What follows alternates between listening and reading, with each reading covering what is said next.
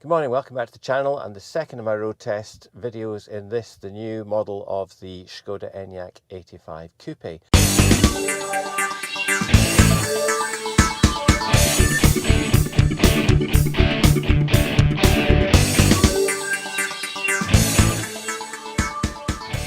This video has been made possible thanks to the support of West End Škoda, the main dealer in Edinburgh, Dunfermline and Stirling, who have lent me this car in order to let me do the test. So this morning I will be driving back on the return leg of my trip to Stafford, and I will be undertaking this in weather that's a little better than when I came down. The car is charged to 78%, which is where I charged it to on Friday night on the way down. So without further ado, I'm going to get on the road. I'm travelling with some colleagues. They've set off ahead of me. They've told me they're going to stop at Charnock Richard services. They're in a diesel vehicle, so they don't have to stop. But as I've discussed many times before, you need to stop on long journeys anyway. So I'm going to meet up with them there. If the car needs a charge there, I'll maybe top it up for 5 minutes or so. If not, I'll probably just carry on and go straight up to Carlisle and charge at the Ionity chargers there. Okay, so a quick update on the progress. My colleagues decided not to stop at Charnock Richard. They've carried on to Lancaster. It's now coming up for 12:30, and they've just arrived ahead of me at Lancaster. I'm going to stop there. The car is at, well, it's showing 44% on the dash. Actual state of charge according to car scanner is 47.6. It's got 109 miles left showing on the range. And I'm in two minds about whether or not I actually charge here at Lancaster. I think not. I'm going to carry on without charging. I'm going to stop here for some food and then I will charge, because these ones are expensive. I'll charge at Ionity when I get to Carlisle, which is in 78 miles. I've just changed the destination to Ionity Carlisle. So that's 77 miles away. I'll arrive there with 12%. That's all fine. And I'll just actually have this stop here at Lancaster, and I will eat, but the car will not need a charge.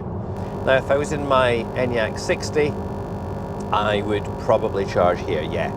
Anyway, pulling in at Lancaster services, but not for charging, because it's 79 pence per kilowatt hour here, and if I go to Ionity at Carlisle it is 55, so that makes quite a difference. Right, lunch has been eaten. Just a quick update on the stats so far. 1 hour 41 expired so far, 94 miles, 3.6 miles per kilowatt hour. Like I say, I've not bothered to charge here at Lancaster because I've got enough charge to get to Ionity, and at 79 pence per kilowatt hour, these are quite expensive units. Lots of them there though, so that's always good to see, and plenty availability. Just one other thing I forgot to add is that quite often I see people saying that batteries will have warmed up because people have been driving for a while. So obviously I've been driving for 1 hour 44 minutes. And the battery now is 13 degrees. The ambient temperature outside is 12 degrees. Therefore you can see that the battery isn't heating up at all. Obviously in this car I can precondition the battery.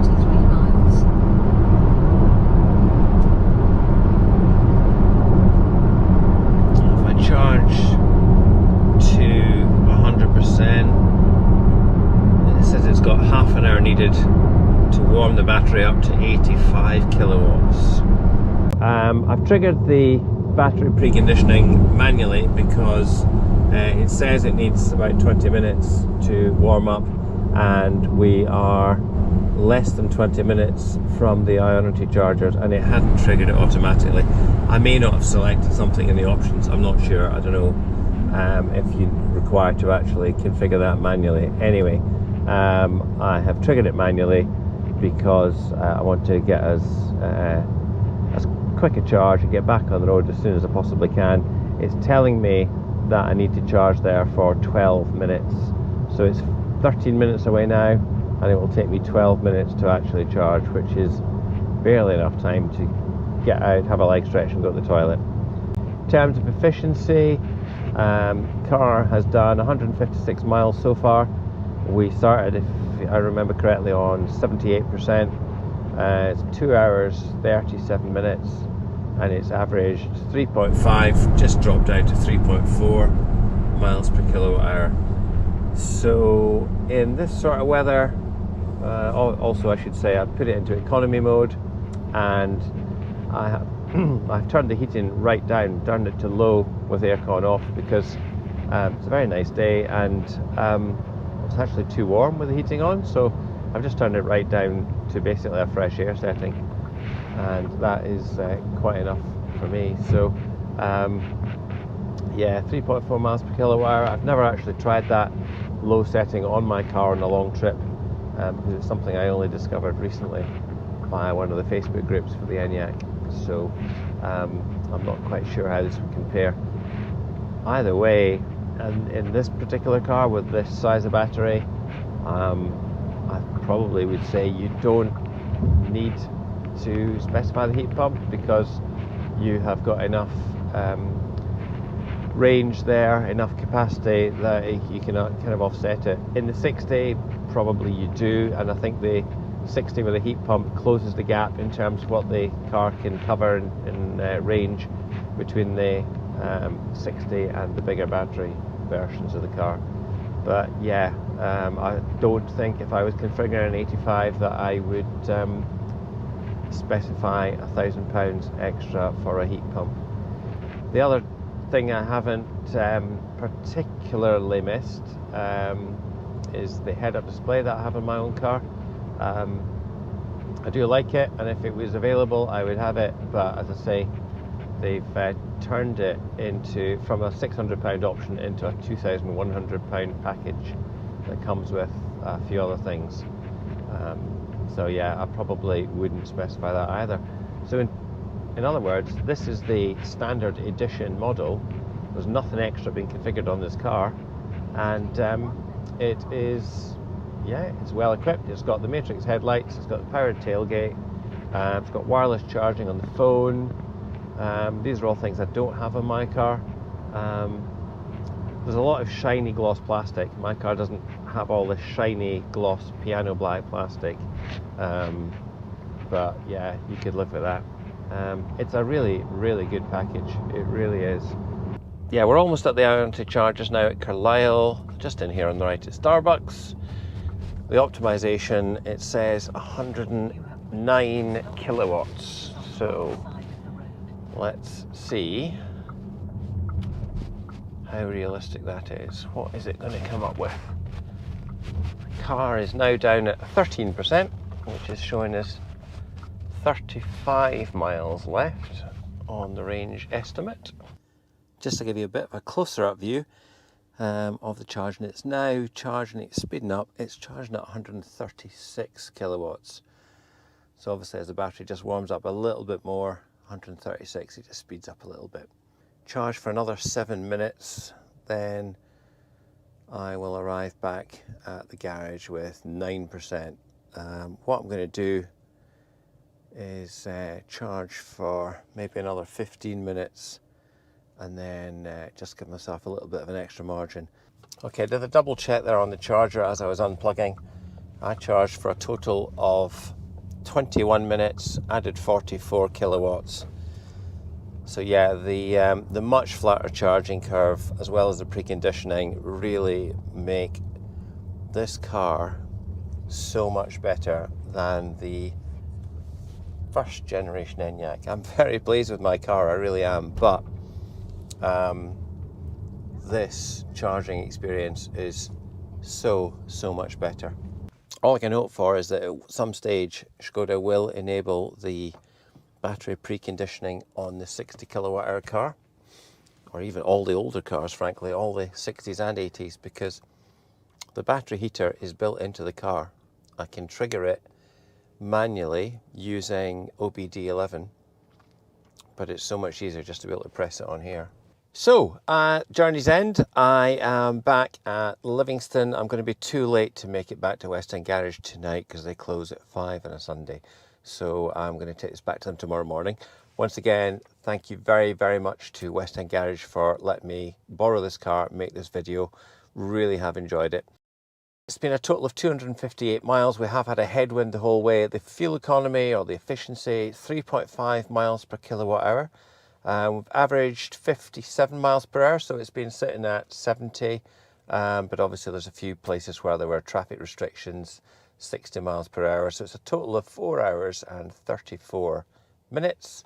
As I said, I was traveling with some colleagues who were in a diesel vehicle, and they stopped in pretty much the same places that I did. In terms of, I said I would look at the battery temperature. It was up at what, 35, 36 degrees, I think, from memory, when I left Carlisle. So the car has been cooling the battery. It's now down at 19 degrees. So as you can see, I've driven since I last charged, that was 1 hour 43. So if anyone thinks that driving for a period of time at high speed, and I've been driving at the speed limit on the motorway, anyone thinks that that heats your battery up, it doesn't. Not an issue on this car, because if I need to charge the battery, I can warm it just by pressing a button.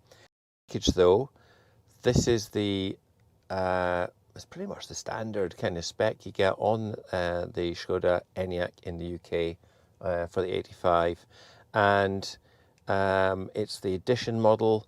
It's got some really nice additions. The one thing I would say on the inbuilt sat nav, I mean, I've used it exclusively this weekend.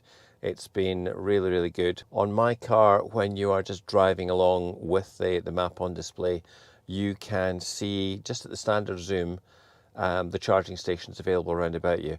I said on the way down in my last video that you couldn't see them, they weren't very obvious. When you actually zoom right in, then the charging stations do become visible, and they're available, or their availability is on show. But that's not on display the whole time.